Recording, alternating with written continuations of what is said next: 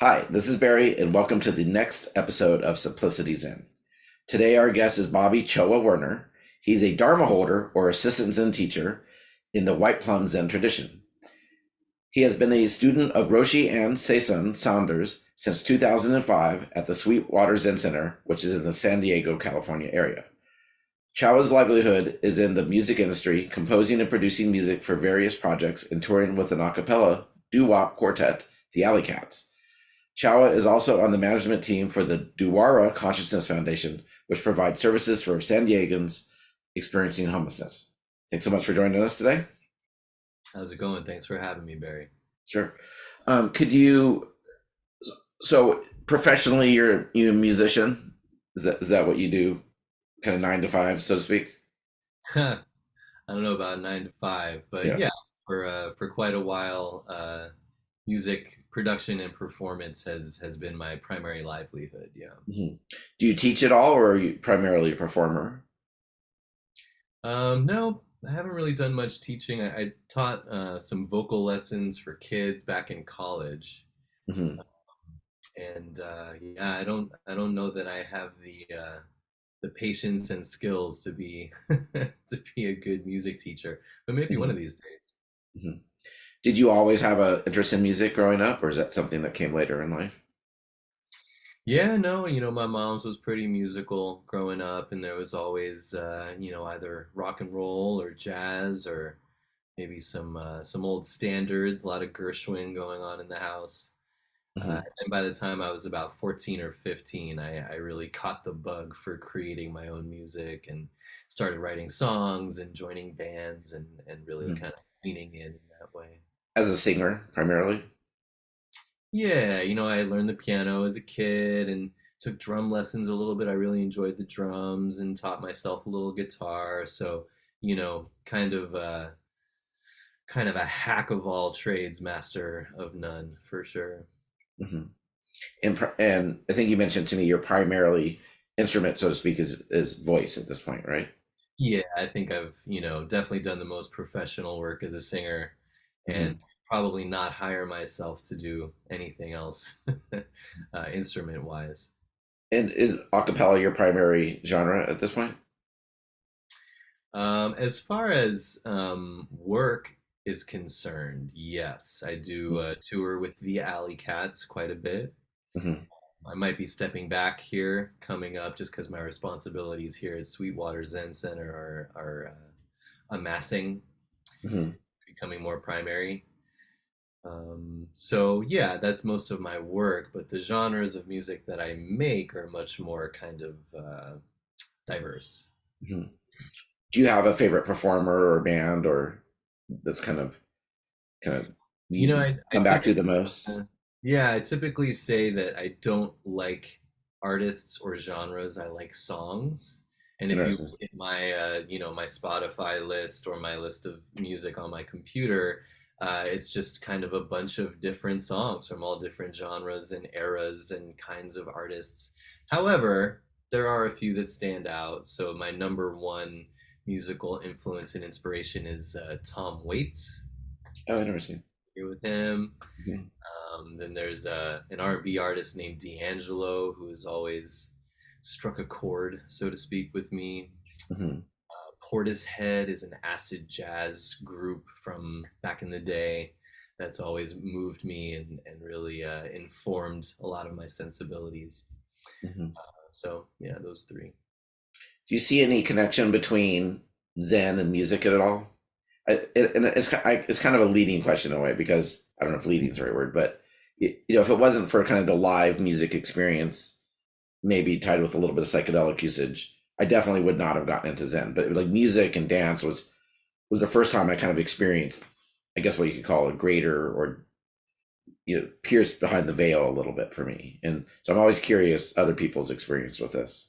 If music at all was a kind of a doorway, maybe even indirectly, to some sort of spiritual practice. What do you think? Hmm. Well, I definitely discovered Zen and my path before I developed any kind of, enthusiasm around music. So it may have been the Hmm, opposite. Maybe my meditation interesting. practice was a doorway to being more sensitive to musical things. Mhm. But obviously, if we start a sentence with, "Do you think Zen has a connection with?" Uh, I think we know the answer is yes. Mhm. So right now you're the assistant Zen teacher at Sweetwater, and my understanding, based on our discussions, is you're kind of in training to be abbot and take over the center in a couple of years. Is that correct? That's right. Uh-huh. That's right. I was sitting in a car in St. Louis in 2018. And so I had already been studying with Seisen and coming here for almost every session and practice period for a long time. And yeah, November 2018 or October 2018, Seisen gave me a call and she said, I'm really ready to retire. And all of the other senior students and teachers that we have are really busy with other things in their life. And you're really the only one left who might be able to make a commitment to really kind of taking this place on. Mhm.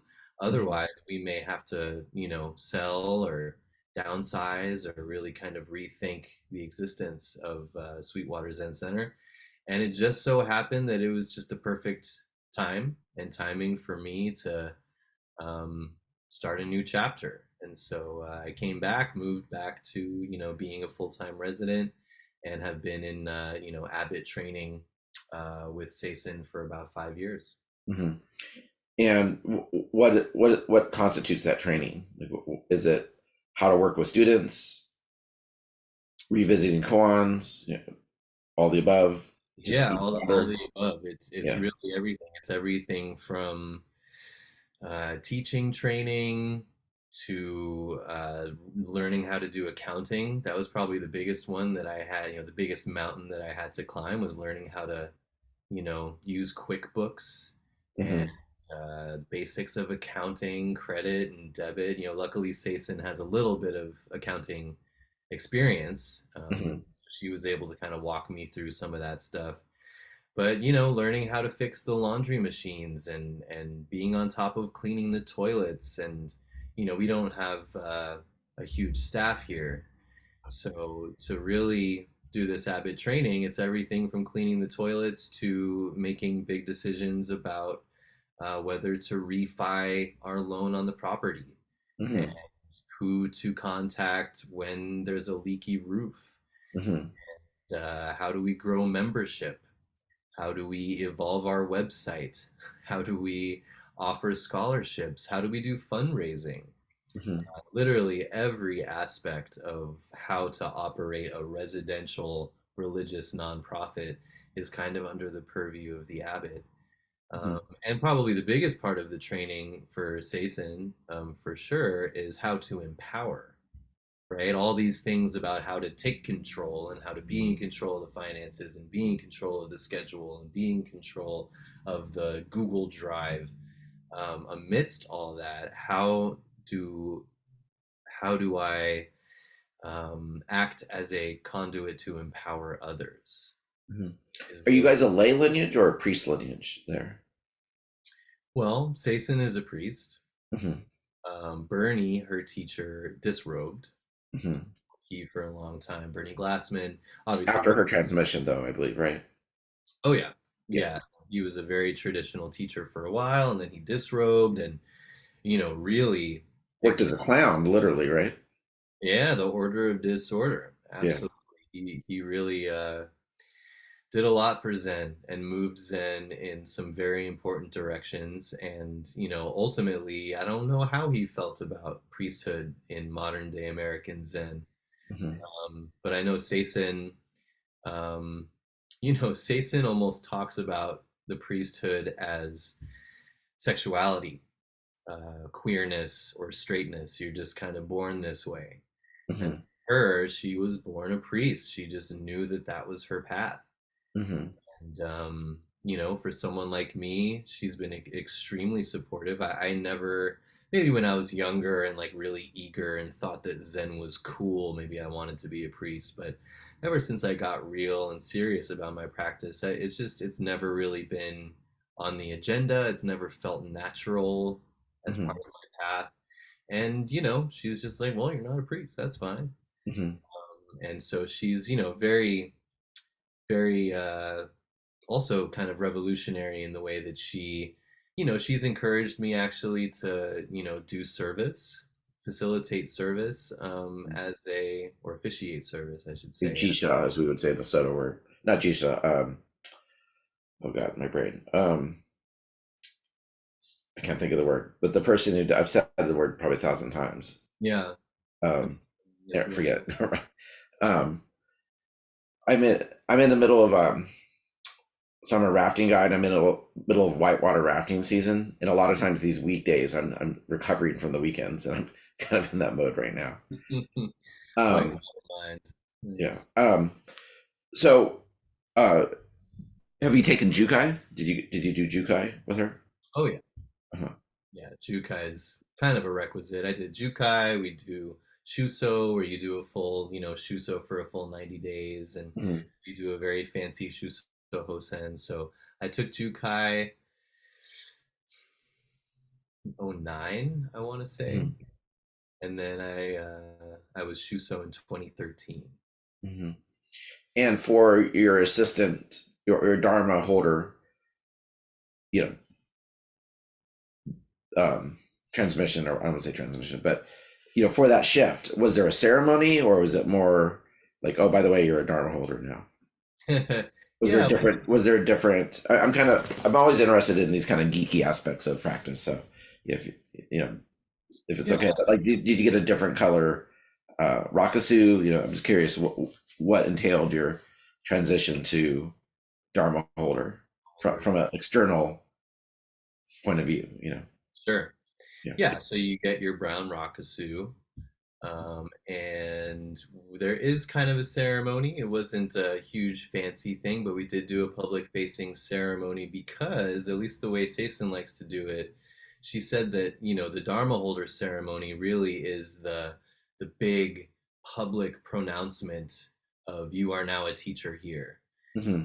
Transmission is very, traditionally a secret thing that Hmm. happens with maybe one or two witnesses, but that is something that is not public that people Hmm. don't get to see. So that kind of gets sprung on people, I guess, after it happens. At least that's how we've done it here at Sweetwater in the past. Hmm.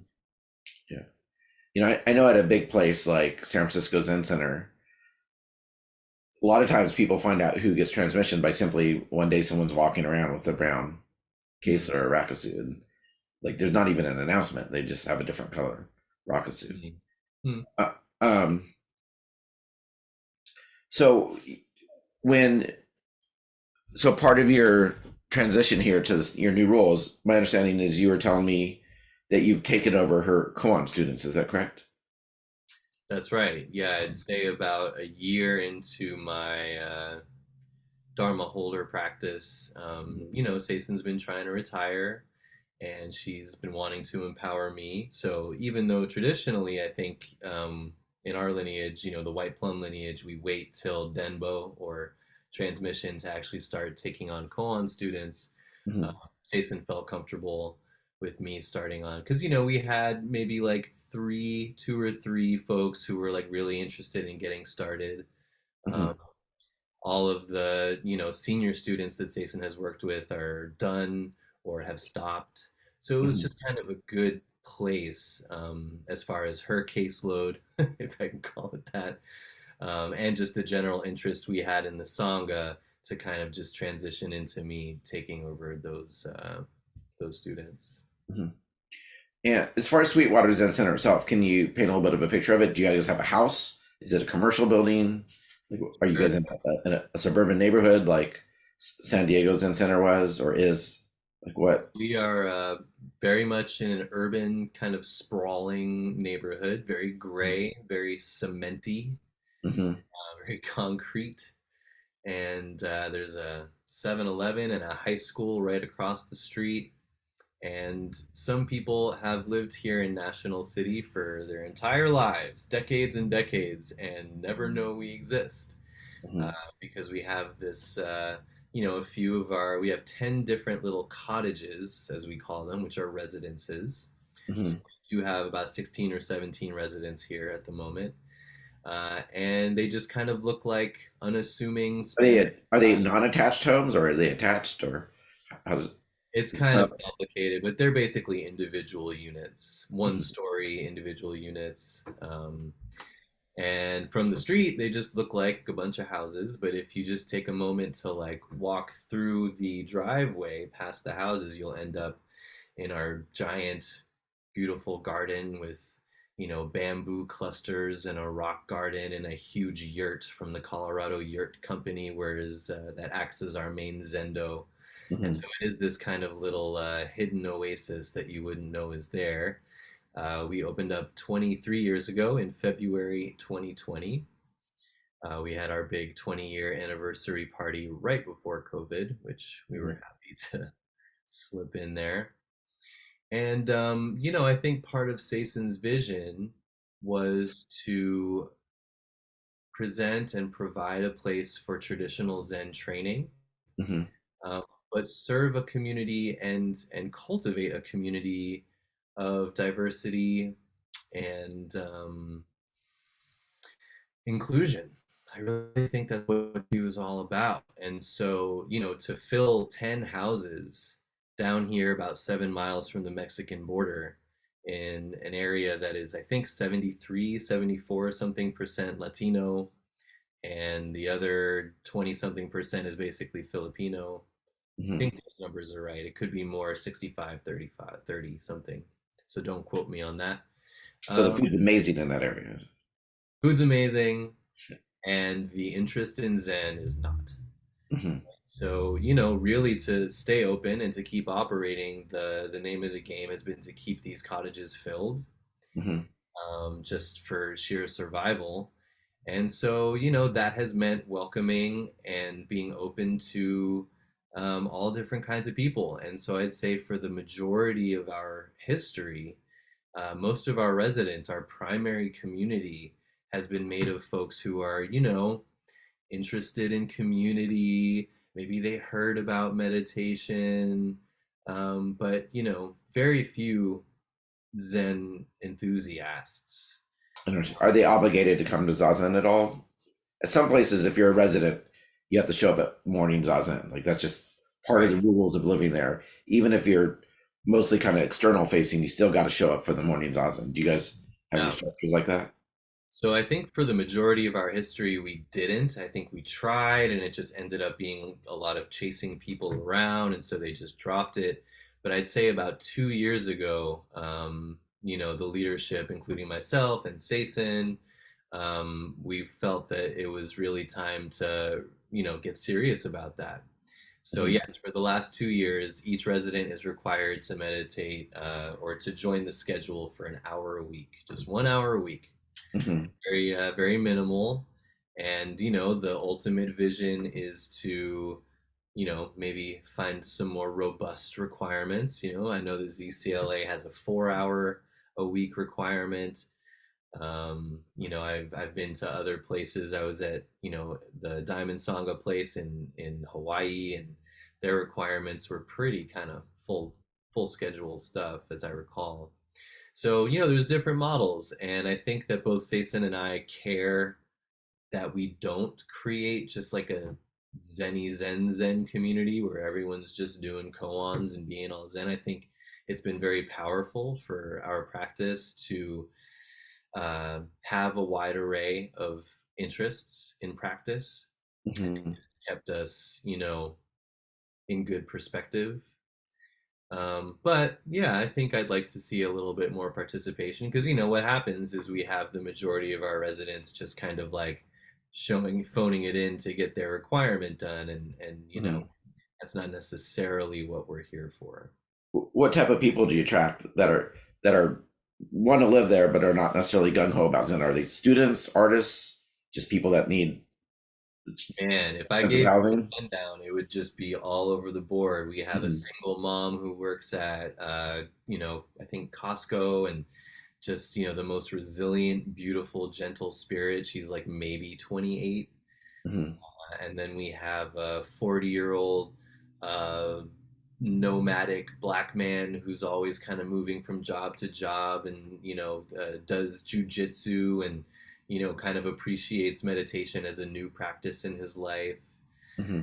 Then we have a 50-something-year-old Latino woman who is a kind of big mucky muck corporate person with Blue Cross, but also with a very strong connection to her indigenous spiritual roots. And Hmm. then a 50-year-old teacher who teaches special ed, and he's a single father as well. And then a 22-year-old or 23-year-old graphic design, non-binary, brilliant human, and a 60-something retired forest firefighting and law enforcement officer female who now teaches Tai Chi and is just starting in Zen. And then Hmm. we have our 73-year-old or 74, I don't know how old you are, Kose, I'm sorry, 72, 63, um, Zen veteran Hmm. who is an ordained priest here and a senior student. And then we have a 70-something-year-old couple. He's been practicing Zen since, Maizumi was at ZCLA, and he's known Seisen for decades and decades. But he just kind of sits once a week and doesn't really work with a teacher or do retreats. But he's our handyman, and he's Hmm. incredibly talented and just fixes everything. And he's always such a wonderful, goofy presence. Um, Another older retired gentleman who found Zen with his sobriety later in life, and he's super enthusiastic about his practice. Hmm. And there's me. Yeah. And do you guys get a lot of people? Not a lot. Do people come from the surrounding communities or drive for like weekly zazen or morning zazen who are not residents as well? Sure, Mhm. sure. Yeah, we have a lot of folks. We have folks drive up from Tijuana. Oh, Um, really? Wow. Interested, yeah, folks who cross over often, and they have their century pass, so they can just kind of breeze to and fro. They'll come if they want to get an American Zen, an American version of Zen. And yeah, we have folks from all over San Diego who come. We have, now with Zoom, I'd say, a good handful, a small handful of the students I work with live outside of California, Interesting. and they zoom in for everything, and a couple of them will fly in for sessions and retreats and things like that. If there was a young person who couldn't basically couldn't pay rent but wanted to kind of work practice, is there a place for them at your center? There is a place for a temporary stay. We do Hmm. have small guest rooms that we have reserved for up to 3 months of that kind of opportunity, where they Hmm. can follow the full schedule and do some SAMU work in exchange for room and board. But as far as full-time residency, I think all of our scholarship space is kind of taken up right now. Hmm. But in the future, that could open up conceivably. Conceivably, yeah, that would be wonderful. It would take some moving around, and I have some ideas about how we could get there. But it would kind of mean some pretty major operational changes. Hmm. As far as your service, do you guys do daily service? During ongo or intensive practice periods, we do, Hmm. but during our regular schedule, we don't. But we do offer the Gate of Sweet Nectar ceremony every Sunday. Hmm. Could you could you tell people what that is? Sure, the Gate of Sweet Nectar ceremony is based on an ancient ceremony going, I think, back to the time of the Buddha. I could be wrong about that, but it's a very old ceremony called the Kanroman. And Bernie Glassman kind of created the Gate of Sweet Nectar ceremony around the Kanroman, added his own, uh, I'm sure, in collaboration with others, his own twist and some new things in there. But basically, it's a ceremony that honors. and acknowledges and offers healing to the hungry ghosts, right? And the hungry ghosts are this folkloric Buddhist figure of, these little kind of monster creatures with these tiny little necks. So they can only pass through like a seed through their esophagus, I guess, when they're eating. So they're always hungry. And for me, that kind of serves as a metaphor for our desires and attachments, always wanting more. And I know Bernie had a major enlightenment experience around the hungry ghosts and really feeling the suffering of the world, through that kind of image of the hungry ghost. So yeah, so that part of the ceremony is actually mixing rice and raisins and water and offering it to all Hmm. the hungry spirits. We also invoke the five Buddha families, right?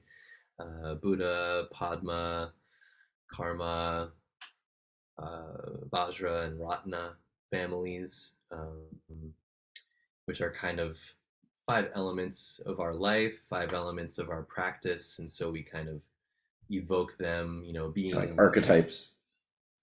archetypes. I don't know if you would characterize them as archetypes as much as just facets of our life, right? The Mhm. social facet, the emptiness facet, the action facet, the resources facet, the wisdom facet. Um, so we just kind of, yeah, take a moment to honor ourselves as Buddhas in each of these realms. And one of the last things we say as part of the ceremony is, I am the Buddhas and they are me. Mhm. Um, so I want to jump into your how you got into Zen because I think it's kind of interesting you got into it so young, which is I think unusual and cool. But I'm curious about your guys' Koan curriculum, and if there's any of this that you don't want to talk about publicly, that's totally fine. But do you guys generally start with Mu and then do a miscellaneous and then work through the books, the various koan collections in order? Is that your guys' approach? Pretty much, yeah. I mean, my path was a little different. So when I was in high school and I was really starting to get serious, I was actually introduced to someone who you've had on your show, Daniel Terrano. Hmm. I think he's Roshi now, right? He Yeah, might have been I think sensei you call him Roshi. Yeah. when I met him. Um, and so I started working with him, and he actually started me on who is the one that is hearing. So that was Hmm. my first koan, and Hmm. I had a really powerful time working with him on that. And so yeah, I worked with him basically, through the end of my high school and a little bit of college, and then when I moved to UCSD to finish up university, that's when I moved here and met Seisen. Um, and I think she just, because she knew I had done that kind of preliminary koan with Danielle, I think at a certain point, usually we make sure folks are, coming here pretty regularly. She wanted me to do like a handful of sessions first before doing koan. So I was here sitting pretty regularly for probably 6 months to a year before I started doing koans with her. Hmm. And And how many miscellaneous koans do you guys have in your White we Plum sub branch? 200. So we do 200. So you do the full, full, what, 200? Yeah. and then we do the Mumonkan, Con, and then we do the Blue Cliff Record, and then we do the Book of Equanimity, and then we do the Denko Roku, the Transmission of the Light, Hmm. and there's 100 koans around the precepts, which is kind of like a collection that Yasutani put together, which Gyoku Roshi actually recently did an edit of, which is really nice. So you do those 100 precept koans, and then you do, I guess there's about 30 or 40 koans around Tozan's five ranks Hmm. to finish up. Cool. So tell me, how did you get into Zen? So you got interested in it as a child, is that correct? Yeah, I guess child, young adult. I was 12 in Mm-hmm. seventh grade, and I was in a history class, and we were kind of studying the region of South Asia, Asian history. And I guess this teacher just had the freedom to take a day to tell us the story of the Buddha. Hmm. I don't really know how that fit into the syllabus, but yeah, he just took a day to talk about the Buddha and leaving the palace and the whole deal. And I just remember he wrote the Four Noble Truths on the board, Hmm. and I just had, one of those moments that people talk about where it was just like, ah, that's what I'm here for. Okay, good to know. And I just went directly home and I said, Mom, Dad, I think I'm Buddhist. And, they thought it was cute, I think. And so they encouraged they had a number of friends from the 60s and 70s who had experience in Buddhism. And they were all, they found it cute as well, I think, or fun. And so I got a bunch of books in the mail from them. One was Shunryu Suzuki's Zen Mind Beginner's Mind. That was the first thing I ever read. Also, Taking the Path of Zen by Aitken Roshi. Hmm. And I was just hooked. Page, Interesting. page. Where did you grow up? Where was this? This is Los Angeles. Los Angeles. Huh. And it sounds like your family wasn't very religious or very conservative, I'm guessing, Yeah, based on the we're reaction.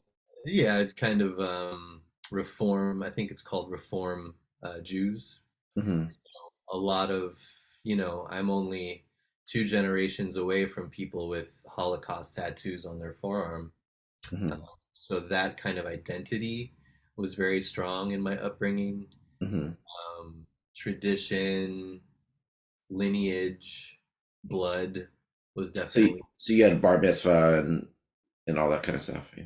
at a bar mitzvah. But I think my parents were pretty clear that, God wasn't necessarily a part of their reality or their path. And they certainly, experimented with, all kind of, I think dad did TM for a while Mhm. in his youth and, very open to other spiritualities. And so, yeah, I think they were at first very receptive to my taking to Buddhism. But then once it turned into me like driving every Sunday morning to the Santa Monica Zen Center and, taking weekends to do session instead of like regular high schooler things, that's when they started to get a little bit like, Is this a cult? Yeah.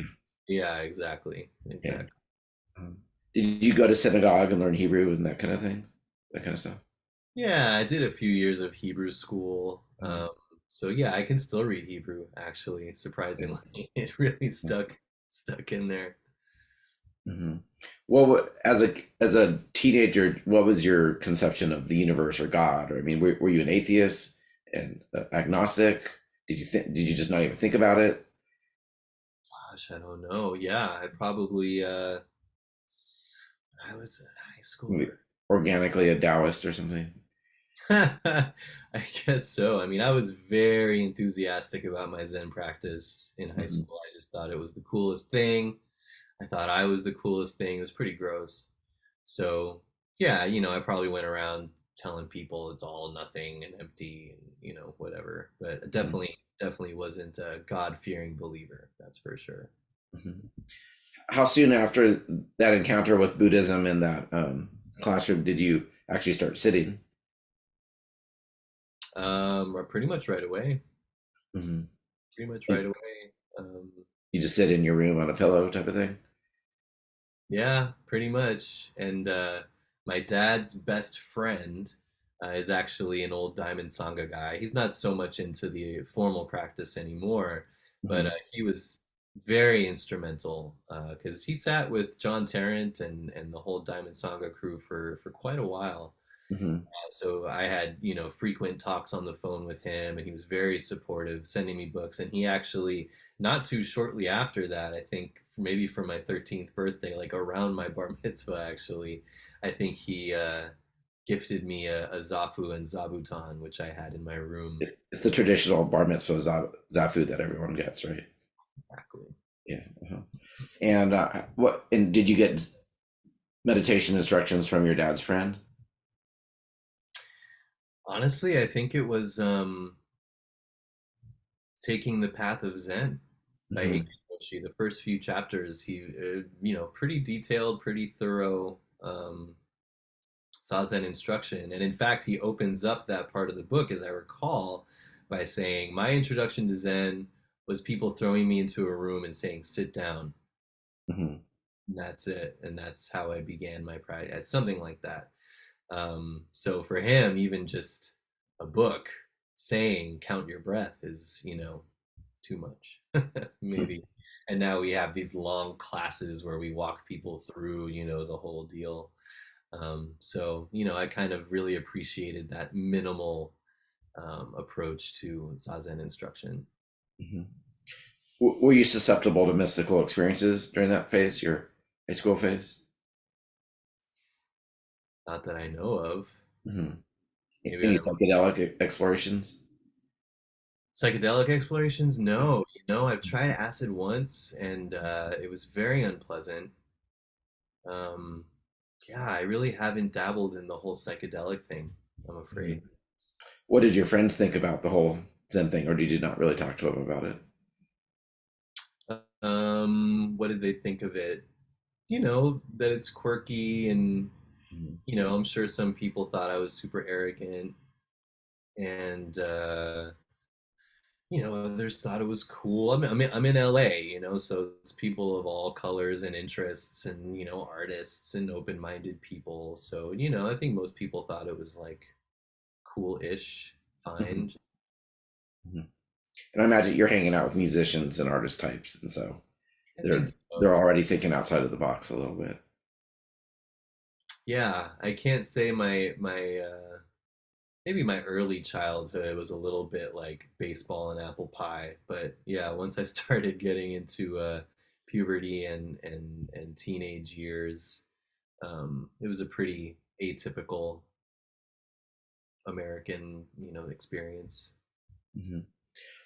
So the Pasadena Zen Center, what lineage is that? Santa Monica. Or Santa Monica, sorry. Yeah. Santa Monica is also a white plum, or was Okay. a white Mhm. plum thing. Yoshin Sensei was the founder of that sangha, and I had a really powerful time there. Just to sum up, this might be an interesting story for people. So I was there. I was 16, and just after I had started going there, 9/11 happened. Mhm. I guess it's 2001. And I remember going, they did service every Wednesday evening, service in Zazen. So I remember going, I think it was a Wednesday. I went, it was the day or 2 days after 9/11 happened. And as they're, walking the Hako to the altar, Yoshin makes a point to like stop everything and says, "Just so everyone knows, this service is dedicated to everyone who lost their lives in the attack the other day, except for those who perpetrated it. And if anyone has a problem with that, then you can leave right now." And for better or worse, from a healthy place or not, um, I left. I was the only one. Hmm. I made a bow and I left. Just because, for, I don't know, it either didn't feel right or maybe, all the books and, the few years I had spent just developing this like everything is Buddha nature, everyone is Buddha, everyone is Buddha. Thich Nhat Hanh writing the poem about how the pirate who rapes the girl is Buddha too, whether it was like indoctrination or like genuine feeling, I knew that there was something wrong about that. Interesting. Yeah, And did you go back? I Or is did. that? Uh-huh. I did go back. I did go back. I was curious why that was a thing, and that was a really interesting sangha they had. I wasn't a part of their actual membership, but apparently their membership emails were always very heated and about things like that. And this is the kind of place where right outside the Zendo they had a giant American flag hanging down. And some of their weekend sangha activities was like doing military drills. Really? I've never heard of this. Yeah, this was a very strange place with a really And who was interesting the teacher? Yoshin Sensei. Is this a male? Mm-hmm. Mhm. Mm-hmm. Yeah, Bill. And oh, doshi, by the way, is the word I couldn't think of before. Roshi, The yeah, person who does the ceremony.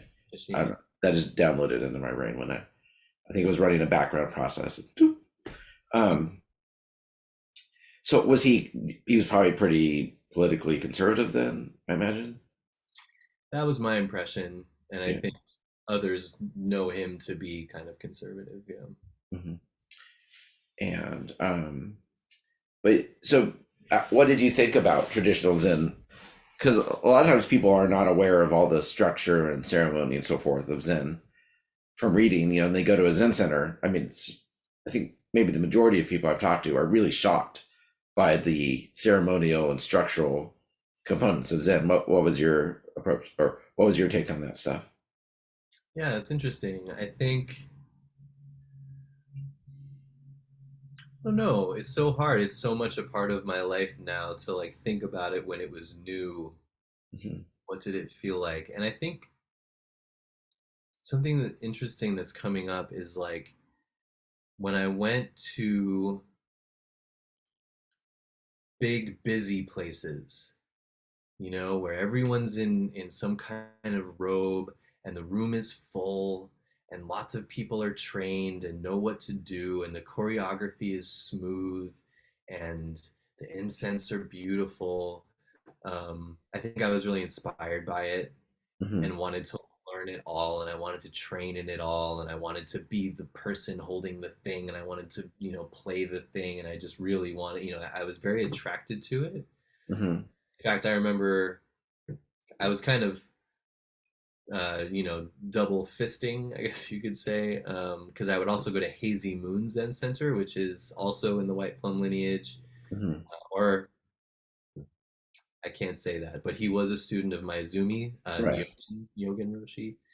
So I was going there, and they're all about pomp and circumstance there, and there's a lot of fancy stuff. And I remember seeing my first Shuso Hosen there, which was Hmm. very fancy and very austere and serious. And man, that was such a hook for me. I was just could not wait to be Shuso one day. Did, But did then, you? Oh, sorry. Go ahead.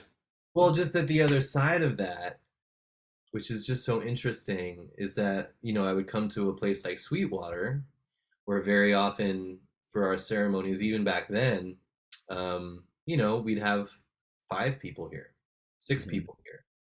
And, Seisen was not the most um, strict form trainer. Hmm. And so, I would be thrown into this other environment where there's a handful of people kind of doing like sloppy form, Hmm. everyone just in kind of lay clothing and, you know, doing things, heads bobbing up and down, trying to, guess where. And all of a sudden, I'm like, this is stupid. Why are we doing these stupid forms? It doesn't feel. So I think that was a real important part of my practice to see that um, the process of learning these forms and regardless of the result and what it looks like and not attaching to this feeling of like oh, it's so beautiful and perfect, but to see the beauty of the forms within sloppy forms has been a really central part of my practice here. Hmm. Did you? So you were excited about Zen right away. Did you visit other type of Buddhist places as well, or has it pretty much always been Zen for you? It's always been Zen. Sometimes I wish I did a little more seeking, but yeah, I mean, like I said, page one of Zen Mind, Beginner's Mind, I was hooked. There was nothing else for me. Yeah. Did you ever go over to Los Angeles Zen Center? Sure, Yeah. sure. Who was Yeah. the teacher there then? Do you remember? It was at Gyoku. At Gyoku was Mhm. Abbott by that point, I think. Right? 2001, 2002, I think. Um, but I also went there when the really sweet and powerful Kodo uh, took over for a year as a Yoku went on hiatus. Mhm. And that was really nice to get to hear her talk and sit with her a little bit. Mhm. What do you remember? What your first Dokusan type experience was, where you actually had a private one-on-one meeting with the teacher? I do. I think it was at Hazy Moon with Nyogen Roshi. Mhm. What was your opinion of that, or was your experience of that? He was 9 feet tall, and his voice was the waves of the ocean. I just thought it was so cool. And they do so much, like I said, pomp and circumstance. It was just for a young kid who was just excited about this, magical thing of Zen. They do all the bells and all the bows and the robes, and the feel of their little house that they have is just very, um, special. Hmm. Which, for better or worse. But yeah, for me, it really worked. And I just thought it was, I just thought it was the coolest thing. Cool. And then you went off to college, presumably. Hmm. Hmm. Music major. Yep. Yep. Officially, my major, my degree is jazz and the African diaspora. Mhm. Which most people are doing these days. I'm just joking. um, where did you go to college? UCSD. I went for 1 year to Wesleyan University in Connecticut. Hmm. Didn't like it, left, did a year or so out in the world just working, got my own apartment, just wanted to be independent. That's when I was going to, I guess I went to ZCLA mostly then. Hmm. And then, yeah, and then came to UCSD to finish up. Was Daniel Toronto your first kind of like official teacher that you had? Mhm. Yeah, I started seeing him in 2003. And not even seeing him. He was actually up in Northern California, so we started on the phone How did you connect with him? through Tom Cole, who was my dad's friend who had sat with John Tarrant for a long time, who was kind of my first mentor. He said, if you really want to do this, you do want to find a teacher and start a relationship. And I know this guy named Danielle, and he's a great guy, and you should try talking with him. Mhm. And so you guys talked on the phone. Would you go out for sashimi with him or anything like that? I went up once to sit with him for a couple days. Hmm. And how? And you did who is hearing? Who is the hearer? Is that the koan you did with him? Yeah, who hears, Who who's the hears? one that's And that was hearing? your first koan, or at least the first assigned koan. Yeah, Yeah. yeah. And it was so powerful and continues to be so powerful for me that any new students that I've taken on, I want them to do that. I want to work with them on that one first before move. In what way was it powerful? In what way was it powerful? Yeah. Man, if it could be put into words, we would all be in a really good spot. But I mean, why? In what way did it transform your practice? Maybe that's a better way to ask the question. What way to transform my practice? Um,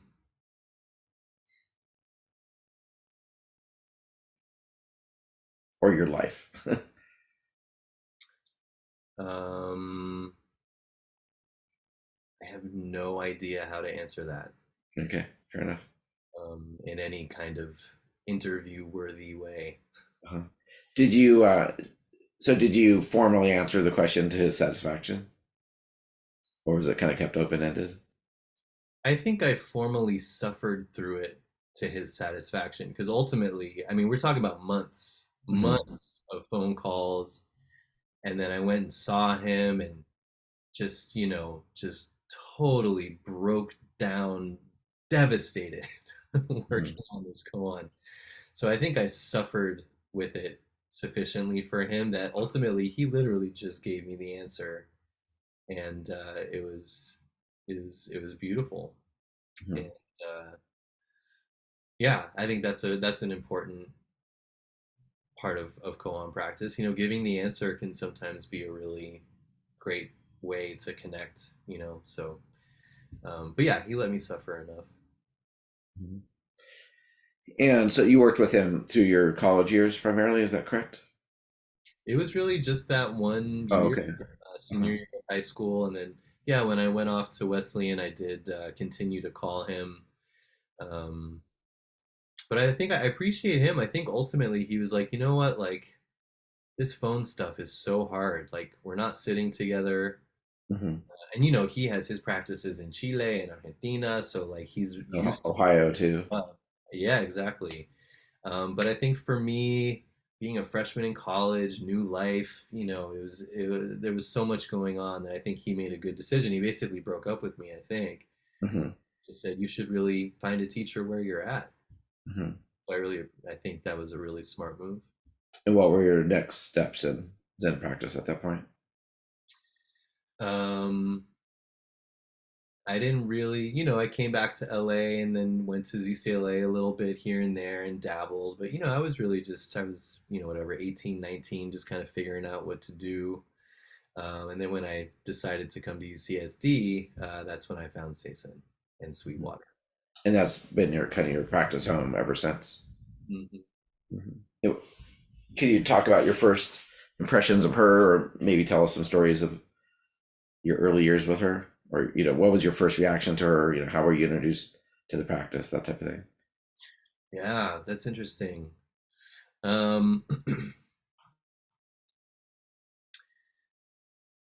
you know, I guess we like just full transparency and honesty. um, as I've kind of shared, I was really attracted to like the magic of Zen, Hmm. the bigness of some of the male teachers I had worked with, and chopping off fingers and fancy robes and bibs and sticks and things like that. I was really excited to get the Kyosaku. Um, Seisen is kind of the opposite, and I was so in my immaturity, so underwhelmed Hmm. by her sweetness, humility, How dare she? and subtlety,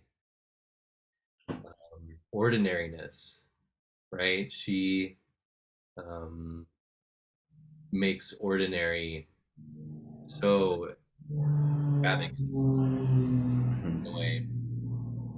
And so, on the one hand, it was kind of like I felt uninspired, and particularly by the kind of looseness of the form that I was noticing here, the sloppiness of the form. And on the other hand, I had so much faith in the lineage and knew that she was Bernie's successor and knew how close she was with, Maizumi. And she, I think at the time, or at least shortly after, was the president of the White Plum. And so that kind of underwhelm, that lack of inspiration, please excuse me. Yeah.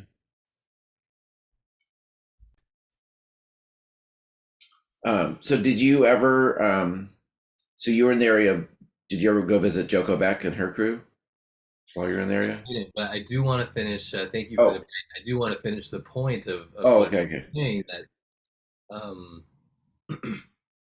the mixture of the underwhelm Hmm. and the faith in the lineage really made me say, "What am I missing?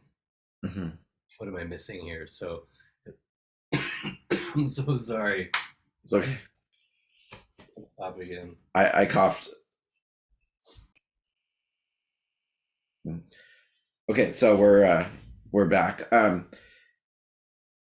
You were talking about the kind of dichotomy between your expectations of like the grandeur of Zen and then her ordinariness. How that was kind of a fulcrum for kind of a type of almost inquiry for you. Exactly. Yeah. Yeah. It really pointed out that I was looking for a certain kind of thing. Hmm. I said the fact that she was who she was and she had the positions and titles that she had really made me say, like, what am I missing? What am I overlooking? Um, so it was that kind of, my first hook was the grandeur and the Hmm. magic, but then the second, deeper hook was, the ordinariness. Yeah. Uh, I heard someone say this once. I can't remember who, but it's really stuck with me, and I really believe it. And the saying is, everyone gets into Zen for the wrong reasons. Hmm. And at some point you make the shift Right. to to more, I don't know the right adjective, to kind of more authentic or more truthful practice. But so I mean, a lot of people come in for all sorts of reasons, and I think it's fine, as long as that kind of shift happens. Exactly. Yeah. Um, Yeah, we got to create hooks for people some way. right. I remember we were rehearsing for a Shuso Hosen one year, and that's probably our most intricate ceremony that we do. And so we're going through all the different kinds of walks and how to hold the thing and how to hold the thing and the fan and everything. Hmm.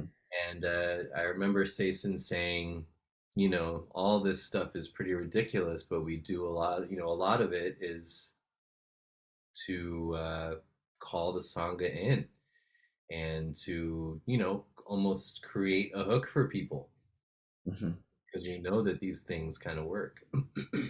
I've told this story before, I think, on this podcast, but I'll tell it again just in case. I was so I so I'm technically ordained. I don't shave my head or anything, but um, and the way it kind of went about was like I was very much into lays in practice. I had no ambition to be a teacher or anything. I was more of a Zazen practitioner than a Zen student, if that makes sense. Even though I had teachers and that were really powerful for me and so forth, but I was all about just the sitting. And I someone asked me to officiate their wedding, and so I had to like become a minister in some online church, so I could legally do it. And when I was doing the ceremony, I just had this, like, I guess you could almost call it an epiphany. It was almost like a command, like, you have to become a Zen priest, and Hmm. um, which is I was a very unlikely candidate in many levels, and and it became almost like I couldn't shake it. It was almost like an intrusive thought I didn't want to have. And anyway, so I waffled back and forth for a while, and I even like started the training and then left, and one thing that made me come back was I was at there's this thing in the San Francisco Bay Area called um, the Dickens Fair. And it's kind of like a Renaissance fair where everyone kind of dresses up, and the physical place is meant to look like a certain period of time, and Hmm. it's kind of Dickens era London, and so you're basically walking around what seems to be Dickens era London at night, and everyone's all dressed up, and there's all these period shops and period food and plays, and some people get really into it, kind of like a Renaissance fair. Anyway, so we that's kind of been an annual thing for our family, and my wife and kids are really into dressing up, and so they made me wear this like stove top hat, the right, the Dickens overcoat and the shirt, the ruffled shirt, all that kind of stuff, and or the vest, and so I look like They made you, Barry, or you were down? You were a little I down. um I would not have done it on my own accord. That's I I'm not a big, I don't like drawing attention to myself. But anyway, but what was interesting about it was a couple times during the event, someone would come up to me and ask me like, "What time does this start?" or "What time does it end today?" or "Where can I find?" They assumed I worked there by the way I was, because obviously I'm so dashing in my outfit, but it really like struck me like the form of what you wear and how you hold yourself really can be very helpful to people, and that Or and that made me restart my Zen priest training. It was like, because I was kind of like, why do we need all these forms? It's just like it wasn't feeling right to me, and and and then something else happened that was kind of crazy too. But in that all combined, um, I restarted it and ended up, kind of finishing that pre-training eventually. But so to the point we're talking about, like, so those forums, even though they are ultimately empty and kind of, you know, just forms, they do have structure, and I think they do help people, you know, It can come be. to the practice and are useful to people. And even like, there's one place I'll sit at where I'll wear my rakasu and I'll wear like a gi, like a black outfit.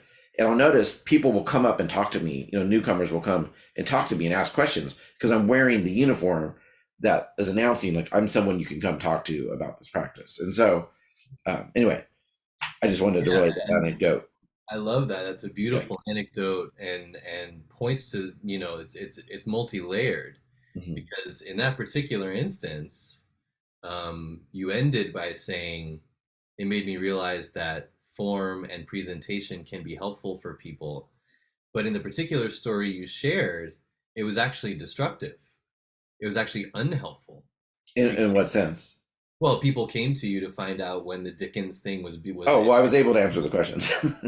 Oh, you were able Yeah. to. Yeah. I mean, I see. so I I've been see. there a couple years. And so, yeah. Oh, okay. I thought you were just a visitor as well. Well, I Because was, hearing but they assumed I was official because I was dressed up in the outfit. And they'd say, "What time does it start?" I would just open the brochure. I'd be like, 10 o'clock. They thanks. I see. I see.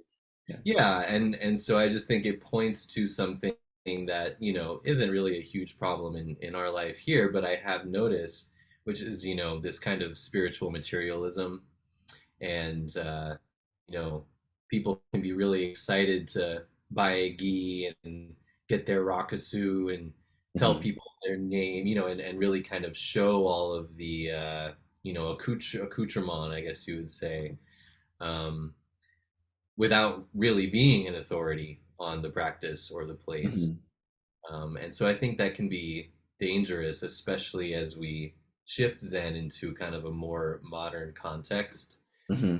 We want to discourage people from using the forms to, advertise themselves, basically. It's a good point. Thank you. So I was asking you before. Did you ever go visit Joko Beck and San Mm, Diego Zen Center? never did. I Uh-huh. never made it over there. And Joko was, I often joke that some teenagers have like, athletes and, models and actors on their wall. And for me, Mhm. it was like my Zumi and Bernie and Joko, basically anyone published, any like Zen published person was like these, really heroic figures to me. So I knew about Joko, but Mhm. I never, in fact, she might have, do you remember what year she passed away? Um, I think it was maybe 10 years ago or so. Okay, so she would have been there. But yeah, no, I guess I think when I first moved here in 2005, I think I Googled, Zen San Diego, or whatever the equivalent of Google was. Maybe it was a Yahoo search. I don't know. Alta Vista. Yeah. And I remember getting both of them. And I remember looking, God, I'm just remembering this now. I looked at San Diego Zen Center, and it looked like this really clean, pretty house on a pretty street, and, really clean Zendo, perfectly arranged. And then I went to the Sweetwater website, and it was like funky as can be, and, Hmm. down by the border. The website was kind of messy. Sason kind of, looked like a hippie priest a little bit. She was playing with like a crystal or something in the picture. And it was just, no brainer, not even a second's thought. I was like, that's my place. What about those attributes were appealing to you? Good question. I don't know. I've just always been a fan of the funk, I Yeah. guess. Mhm. Um, and you started. Did you start a Dokusan relationship with her pretty quick, or did you just sit for a while? No, I think by that point, even in high school when I was at Hazy Moon, in fact, there's all these like little landmark points of our practice that really just, continue to resonate throughout. And I remember I was doing, I think it was my first session ever at Hazy Moon Zen Center, and there was some guy there. Don't remember his name. Don't even know if he was a senior student or a priest or anything. No idea who he is. But at some point, maybe he was assigned to me as like, my newbie buddy or something like that. And Hmm. I remember him saying, maybe it was even a her. Gosh, I can't even remember. I remember them saying, go to Doksan as much as you can. Hmm. That's such a huge part of this practice. Even when you have nothing to say, even if you just went in there, just go all the time as much as you can to Doksan. I think that's great advice, actually. And it just, that really stuck. That always stuck. And, there are so many new people that I see come through here who are so hesitant and really just, maybe once in a while we'll go in. And it's just so interesting to me because I remember that drive to like, yeah, of course, like let's, develop that relationship. Let's learn as much as I can. Let's go as deep as I can. So yeah, I tell people I try to pass that message on. Hmm. Great. What was she like in the Dokusan room? Pretty low key. Yeah, just so ordinary, just like I said, my first Doksan ever was with Nyogen, and he was 9 feet tall, and his voice bellowed through the various universes, blah blah blah. Seisen was, a little field mouse, Hmm. and very grandmotherly and very intolerant of my Zen, because I just at that Zen point I stink. just yeah, yeah, she's, probably the best stink monitor out there. Hmm. Um, so, yeah, just really unimpressed by me. Hmm. Um, not trying to be impressive. And I think, there's a priest and Dharma holder at ZCLA named Jitsujo. And she actually started her practice with us down here in Sweetwater. And she and I have been friends for so long. And I really adore her. And at one point, she said something along the lines of, Doksan with Seisen is like she slaps you in the face, but you have no idea until like maybe days later there will be like a sting or a handprint that you'll just Hmm. notice. It'll just kind of plant a seed that'll kind of fester a little bit. Yeah, yeah. And it's not even, and it's just so subtle and so just slick, just slick. And then you started on Moo eventually. Yeah, Yeah. Yeah. What was that like for you? very mild, Hmm. very mild. I went through my months of agony with Danielle going through who is hearing. Hmm. Um, and, Sason held me on move for a while. And can't even remember how I passed or with what I passed it necessarily. But I just remember it being a very ordinary, anticlimactic kind of experience, which I'm very grateful for. And were there any other koans in kind of the post Moo series or the miscellaneous that kind of stood out to you as being kind of milestones or particularly poignant for you? Sure. Yeah, definitely. I guess the first one that comes to mind is the source of Mu. What is the source of Mu? That's a lot for a lot of people. Yeah, that was a big crybaby moment for me for sure. It's interesting. So many people have that same experience. Hmm, Really weird. Which I'm always I've said this in other interviews and talk, and I'm always reluctant because invariably there's going to be someone who doesn't have that with source and Mu, and they're going to be like, "What's wrong with me?" Which I think is one problem with talking about it is that you set these expectations that other people feel like they need to have. hmm, That said, it is kind of interesting that for some people with the right kind of karmic cause and conditions, um, kind of background, how that is kind of a poignant koan for so many people. Hmm. Yeah. Um, so was once you kind of got into the koan curriculum, was it frustrating for you? Was it did you just take to it right away? Did you have doubts about the practice? All the above. All the above, absolutely. I mean, Uh, koans were part of my initial hook when I was 12, reading about these nonsensical stories that you can prove to someone that you understand. I mean, I was just, you know, there was nothing in the universe cooler than that to me, and now I see people come here and they want to do Zen and they're like, I don't know if I want to do these koans, and I just don't get it because they're just like so they were so inspiring to me when I was getting started. mhm, So there was no doubt in my mind that I was going to do whatever it took to get through them all. And so, in spite or because of that, I'd had all of the emotions, the excitement, the mhm, eagerness, the frustration, the fuck all of this, all of it. Yeah. mhm. And would you have kind of weekly dokusans with her on your koans? How often would you meet? Pretty much like in the early days when I lived here, I probably got to see her twice a week. Hmm. And then obviously during session every day.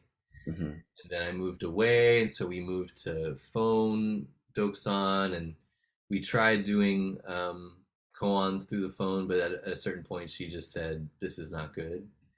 Um, You you should tried be in person." this pre-Zoom or pre-Skype? Yeah, she didn't really do Skype or Zoom until COVID. Hmm. So yeah, basically from 2008 till 2018. Yeah, for 10 years, I could only do koans when I would travel down to San Diego because I was living in Los Angeles after school. Hmm. So yeah, I probably, only did, maybe 300 koans in those 10 years. Hmm. And there's, close to 700 overall, maybe 400. But anyway, it was a longer path. Um, Hmm. and for instance, I've connected with this guy Jim, or Yugen, who is a successor of Tenshin Roshi up at Yokoji, Oh, and okay. Uh-huh. he did this totally opposite model where he like moved to Yokoji pretty fresh and just like lived there, was Tenshin's Jisha for a number of years, and I think in 6 or 7 years finished all the koans. Hmm. And he was saying, and I was sharing my experience, how it took me over 20 years to do them, and pros and cons of both, I suppose. Hmm. And you've since you've reconnected with Toronto Roshi, correct? That's right. And you're going through koans with him. Do you start from the scratch, or are you guys jumping around? I wanted to start from the Mumon Con.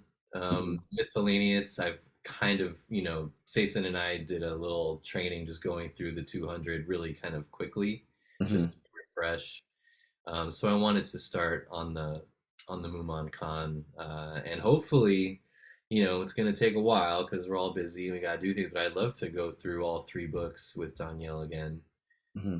And to be totally clear, I still have, like I said, Sayson's been away for 3 months. I still have, I think, two or three of the five ranks koans to go over with her. So Hmm. still have that little bit dangling. But yeah, she said it was okay for me to go back and revisit because, if I'm taking on koan students, it's just the most daunting thing in the world. Uh, Hmm. these koan practices are never over. And so, yeah, to be able to go back over them and have someone from another lineage with another perspective do that with me has been super helpful. Hmm. Do you ever find that some of the takes on the koans? So he's more in the kind of the Diamond Sangha Aiken Hmm. stream, and whereas we're in the more the Maizumi stream, where he combined various koan lineages and kind of into slightly different package. Are there any of the koans that you found are have a very different take on them in the Aitken stream than you encountered in the Maizumi stream? Not necessarily. There have been a couple times where, like, the presentation that Sason wanted was different from the presentation that Danielle's, typically looks for. Hmm. Not super different, but, different. Hmm. I think it's more in the, one big difference is Danielle and his, what he comes from. They like to do the verses. So they treat Wu Men's or Mumon's verses for each koan as its own koan, and they Hmm. really work on it separately. Whereas Sason has really made a point to stay away from things like verses, Interesting. catchphrases. Yeah, So, because I have to do the verses. hmm, Yeah, interesting. in White Plum. Yeah, it's just interesting how I find it so interesting how things. I really geek out on the interesting different permutations of different Mhm. lineages. Yeah. Yeah, and I think, Sason, I don't know if she'd like to hear this, but working with Sason was a little bit more of a study. I Hmm. think there was just a little bit more of like verbal exploration of some of these koans. Whereas with Danielle, I mean, if you begin to say the word oneness or separate, no separation or something, he's like, cut it out, cut it out. You don't want to hear it. So yeah, I think there's a little bit more of a sharing of a verbal understanding Hmm. in my work with Sason, whereas Danielle doesn't seem to be too interested in that. Interesting. Um, yeah, and that is kind of the interesting part about working with different teachers at different times is Mhm. you really get to see these different angles of so forth. And imagine it Rinzai's even just a whole different beast with their capping phrases and so forth. Right. Yeah, Yeah, the capping phrases can get out of control for yeah. sure. It's interesting. I find the verses infinitely more challenging than the koans themselves. Mm.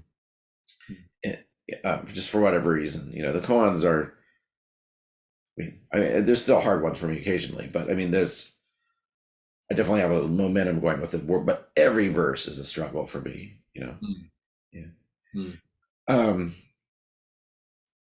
Um, great. So you, so she reached out to you at one point of your practice. Had you moved away? Were you were you visiting somewhere, or were you actually living somewhere else when she reached out to you to inquire about you taking on a teacher role there at Sweetwater? So at that point, 2018, I was at the end of basically a 5 year uh, Kerouacian journey of living in my car and Mhm. bouncing around the country and taking different jobs and things like that. So at that point, I had just spent about 6 months working on a congressional campaign for a guy running in the county of St. Louis. So I Mhm. was living there doing campaign stuff, trying out that thing. Um, so yeah, I only lived here 2005 to 2007. Mhm. And in 2008 to 2018, I was mostly living in Los Angeles, but then I was doing the traveling thing. But I would always come back for, at least, summer practice period. Mhm. I came down for every session when I lived in LA. So yeah, I was a remote practitioner for those 10 years. Mhm. And so she reached out to you, and what was your first reaction? Were you like, heck no, or oh, this feels right, or somewhere in between? I think it was at that point, the election was coming up. And if my guy had won and he wanted to take me with him to Washington as one of his staffers, that was kind Mhm. of like a little fantasy I had. It was possible. And so if that had happened, I would have taken that opportunity. Mhm. Um, but if he lost, I was a free bird. I had zero plans, zero path forward. Um, Mhm. and so in that circumstance, it was a hell yeah. It was an Mhm. absolutely, that sounds perfect, perfect timing. I had kind of started to tire of the nomad life and was looking to put roots down somewhere anyway. So I So imagine no kids, no wife at this stage, or at least correct, at that stage, yeah. correct, yeah. Did you have any concern about being a spiritual guide for people? Hmm. Probably more so now. Hmm. Probably more so concerns about being a spiritual guide. I mean, Seisen is such a successful example of guiding without guiding. I think, her best teaching for me so far has been, lead by example, Hmm. um, and just, manifest the Dharma and allow that to, be a beacon for anyone that's open to it. But the idea of like being a spiritual guide and offering wisdom, I don't necessarily see that as our job as Zen Hmm. teachers.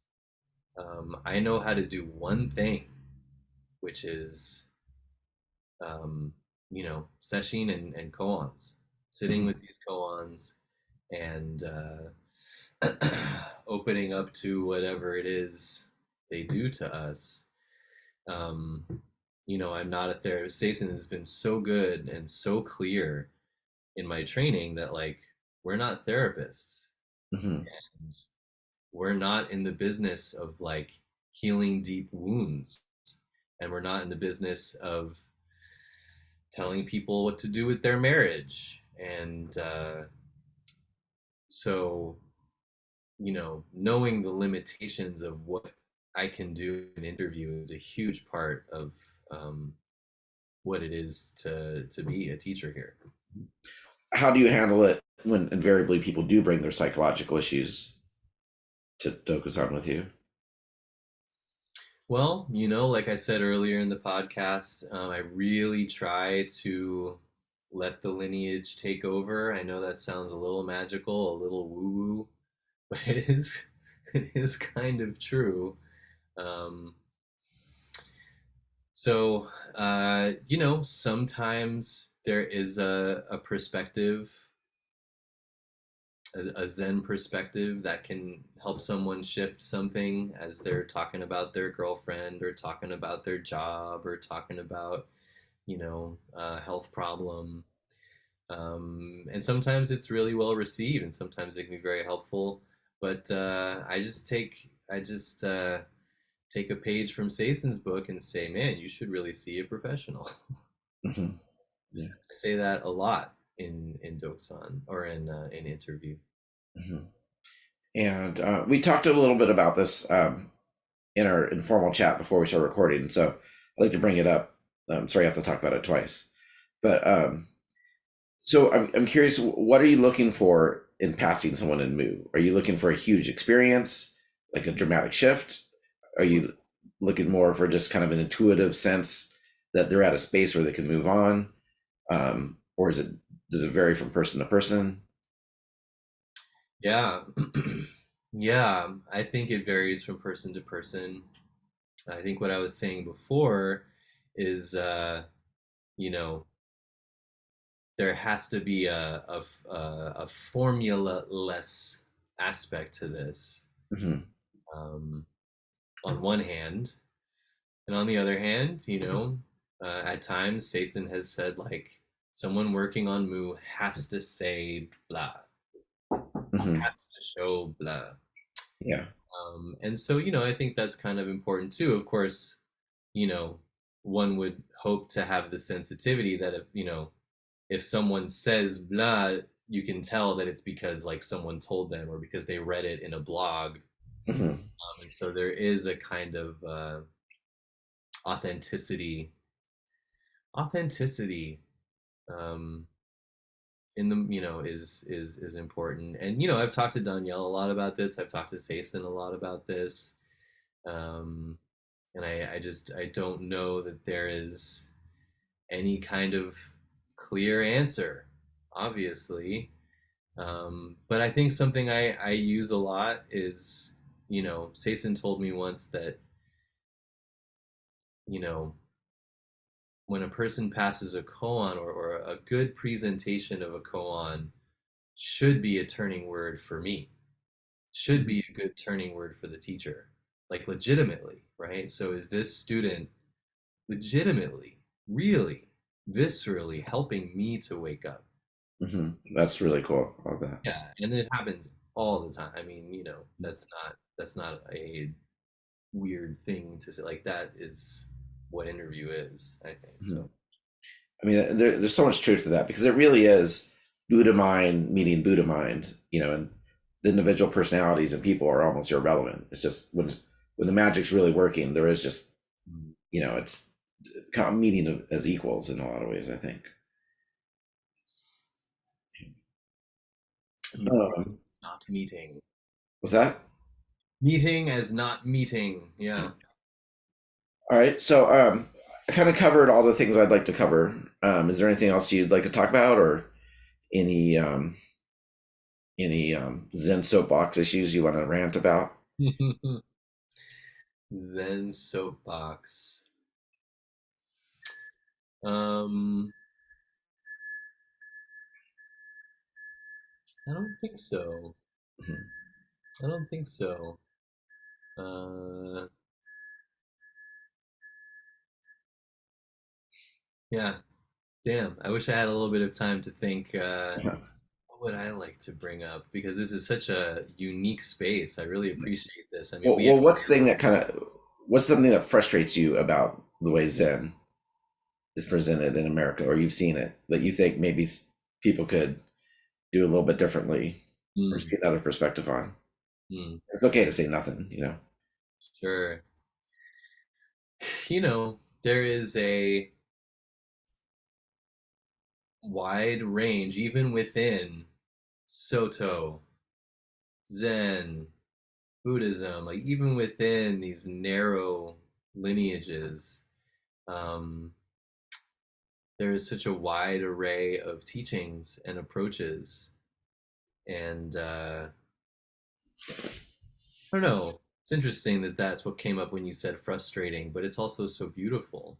Hmm. Um, but when you go to someone's Dharma talk and they say something that is like literally the opposite of, something very concretely, obviously, like, this side and that side, but something very concretely, like when I took Jukai, I became a totally different person. Um, I don't know. I guess maybe that's powerful. Maybe Hmm. maybe that's good that we have such different perspectives, and it's always good to keep us in a realm of not knowing. Hmm. Speaking of Jukai, what are the criteria for people at your center to take Jukai? Is it something you guys get pretty early? Are you looking for a multi-year commitment first? Hmm. I think you got to have a couple sessions under your belt. Hmm. You have to have a relationship with a teacher. That's for Hmm. sure. That's a big one. Um, Why? Why for those two criteria? hmm. Well, what is Jukai, right? You're becoming a Buddhist. You're saying, Hmm. I want to follow the Buddhist path. Hmm. Um, and so for us, session, intensive practice, knowing that that is something that you want to do, Hmm. something that agrees with you. Um, it's so integral. I mean, Seisen won't work with anyone who doesn't do session. Will not work with anyone who would not do session.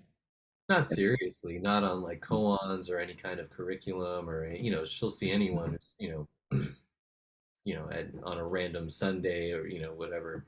But actually having a relationship, doing session, sitting intensively is kind of a non-negotiable Hmm. because that's really the heart of what this is, I think. Hmm. And then the relationship with the teacher as well. I think, also, yeah, just these two things are just kind of integral, foundational, non-negotiable aspects of following the Buddhist path. Hmm. Cool. Well, this was super fun. I really appreciate your time. Thank you. Gosh, I don't know any other space where I would be able to talk about these detailed.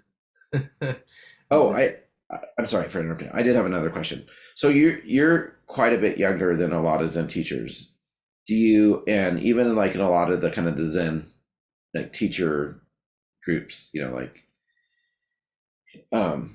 Soto Zen, Buddhist Association, stuff like that. I mean, they're all kind of older people.